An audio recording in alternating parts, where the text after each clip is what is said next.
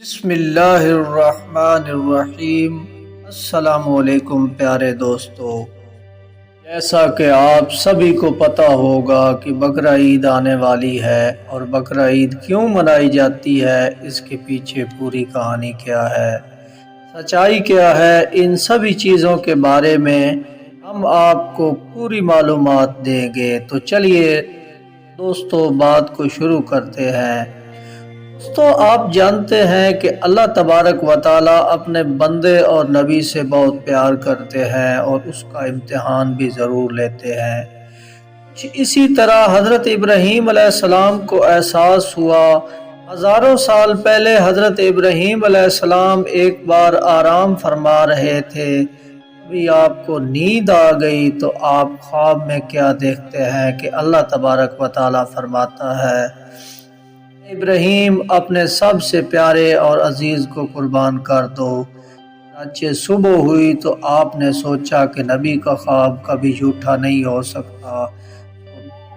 آپ کے پاس کافی تعداد میں اس وقت اونٹ موجود تھے، آپ نے 100 اونٹوں کی قربانی دے دی۔ اگلی رات غیب سے یہ آواز آئی کہ اے ابراہیم، آپ نے سب سے پیاری چیز کو قربان کر دو۔ دوسرے دن آپ نے 200 اونٹوں کی قربانی دے دی۔ تیسرے دن غیب سے وہی آواز آئی تو آپ سوچنے لگے کہ میرے سب سے پیاری چیز تو میرا بیٹا ہے، یعنی میرا بیٹا اسماعیل ہے۔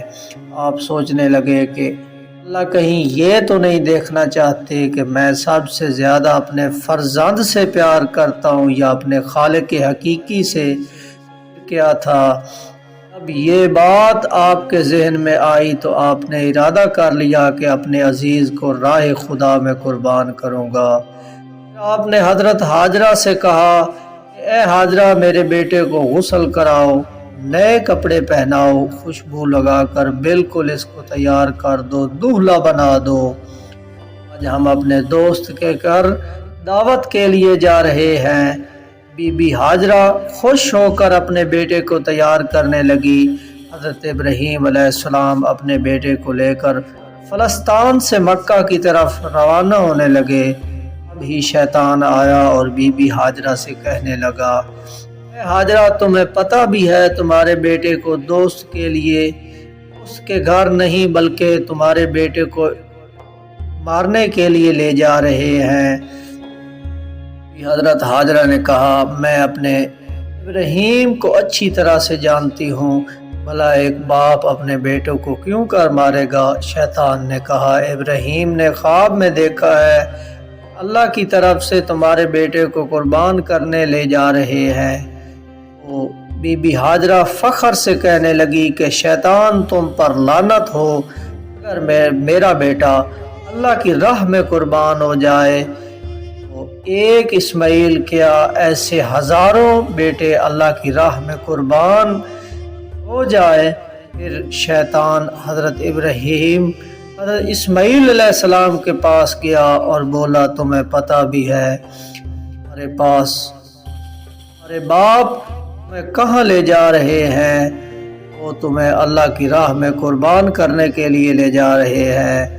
حضرت اسماعیل علیہ السلام نے فرمایا، اگر میں اللہ کی راہ میں قربان ہو جاؤں تو اس سے بڑا خوش نصیب اور کون ہوگا؟ شیطان یہی سوال لے کر حضرت ابراہیم علیہ السلام کے درمیان گئے اور کہا، اپنے بیٹے کو کیوں قربان کر رہے ہو؟ تمہیں پتہ بھی ہے تمہاری قربانی قبول ہوگی یا نہیں؟ حضرت ابراہیم علیہ السلام پتھر اٹھاتے ہیں اور شیطان کو لالچ کہہ کر فرماتے ہیں۔ بتایا جاتا ہے کہ تبھی سے مکہ شریف میں حج کے دوران شیطان کو پتھر مارا جاتا ہے۔ آپ آگے بڑھنے لگے، پھر آپ اپنے پیارے کو فرماتے کہ کیا آپ کو پتہ ہے کہ ہم آپ کو اللہ کی راہ میں قربان کرنے کے لیے لے جا رہے ہیں؟ حضرت اسماعیل علیہ السلام کہنے لگے، بابا، اس سے بہتر میرے لیے کیا ہوگا؟ مجھے اللہ کی راہ میں ایک اللہ کے نبی قربان کرنے کے لیے لے جا رہے ہیں، لیکن بابا میری ایک التجا ہے، जब मेरा गला कटेगा तो तब आप नहीं देख पाओगे, इसलिए रस्सी से मेरे हाथ और पाँव दोनों अच्छी तरह बांध लेना, और मैं चाहूँगा आप अपनी आँखों में भी पट्टी बांध लेना ताकि आपको रहम ना आ जाए।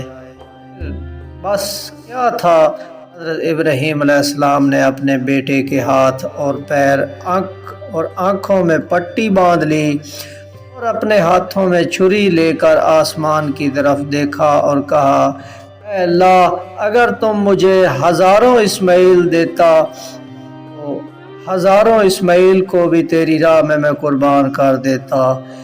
ये कहकर जैसे ही गर्दन की तरफ छुरी लेकर जाने लगे, अल्लाह ताला ने फरमाया, ऐ जिब्राइल, जाओ जन्नत से एक जानवर लेकर आओ और इस्माइल को हटा के इस जानवर को इसकी जगह रख दो। इब्राहीम अपने इम्तिहान में पास हो गया है। जैसे ही आपने छुरी को फेरते ही जब खून बहने लगा तो आपने अपनी आँखों से पट्टी खोली तो क्या देखते हैं, इनका बेटा सही सलामत है और इनके साथ खड़ा है। पीछे देखा तो एक दुम्बा जिसको हम भेड़ बोलते हैं वो हज़रत इस्माइल अलैहिस्सलाम की जगह कुर्बान हो चुका है। हज़रत इब्राहीम अलैहिस्सलाम अल्लाह तबारक व तआला का शुक्र बजा लाने लगे। आवाज़ आई, ऐ इब्राहीम, ये इम्तिहान क़यामत तक याद रखा जाएगा। तेरी सुन्नत को ईमान वाले हर साल याद करेंगे, अल्लाह की राह में कुर्बानी पेश करेंगे। अभी से ये सिलसिला जारी हुआ। ईद के 70 दिन बाद यानी 2 महीने 10 दिन बाद बकरा ईद मनाया जाता है। हिंदुस्तान, पाकिस्तान, बांग्लादेश और तमाम मुल्कों में 3 दिन तक ये त्यौहार मनाया जाता है।